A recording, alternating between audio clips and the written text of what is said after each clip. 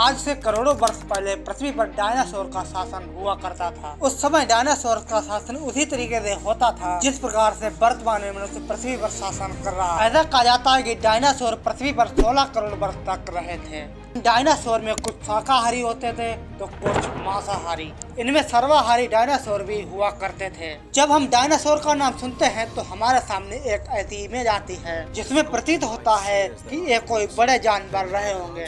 लेकिन आपकी जानकारी के लिए हम बताते चले कि ये डायनासोर आकार में छोटे और बड़े दोनों प्रकार के होते थे। यहाँ तक कि कुछ डायनासोर का आकार मानव के बराबर और कुछ डायनासोर का आकार मानव से छोटा भी होता था। लेकिन करोड़ों वर्ष तक शासन करने वाले डायनासोर का पृथ्वी से अंत कैसे हो गया, इसके पीछे कारण क्या रहे होंगे, इसके बारे में जानने के लिए हम चलते हैं आज से 65 मिलियन वर्ष पूर्व। उस समय पृथ्वी पर हरियाली छाई हुई थी और सूर्य का प्रकाश चारों तरफ फैला हुआ था और पृथ्वी पर विचरण करने वाले डायनासोर पृथ्वी पर विचरण कर रहे थे। लेकिन उन डायनासोर को क्या पता कि उनका भविष्य पहले से ही लिखा जा चुका है। वैसे तो डायनासोर के अंत के बारे में कई कारणों को बताया गया है, जिनमें सबसे प्रमुख कारण है एक विशाल एस्टेरॉयड का पृथ्वी से टकराना। करीब 6.5 करोड़ वर्ष पहले एक शहर के आकार का आसमान से एक एस्टेरॉयड बढ़ता हुआ आ रहा था। जब ये एस्टेरॉयड हमारी पृथ्वी से टकराया तो कहा जाता है इसमें इतनी ऊर्जा निकली कि जितने एटम बम हिरोशिमा पर गिराए गए थे उससे लगभग 10 अरब गुना ऊर्जा थी।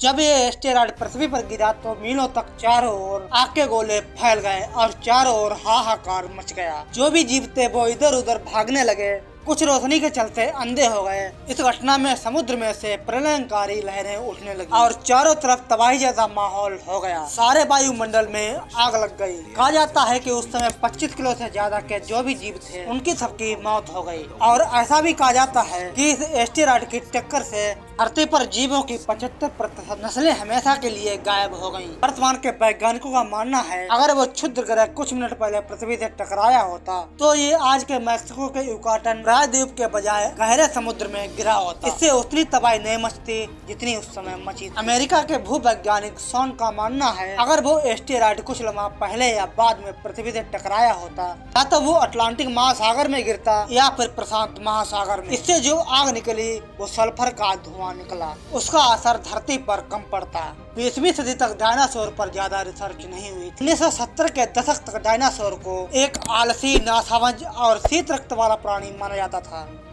लेकिन 1970 के दशक के बाद इन पर कुछ अनुसंधान हुए। लेकिन 19वीं सदी में पहला डायनासोर जीवाश्म मिलने के बाद डायनासोर के टंगे कंकाल दुनिया भर के प्रमुख संग्रहालयों के आकर्षक बन गए। अर्जेंटीना में डायनासोर के जीवाश्म बहुत ही मात्रा में पाए गए।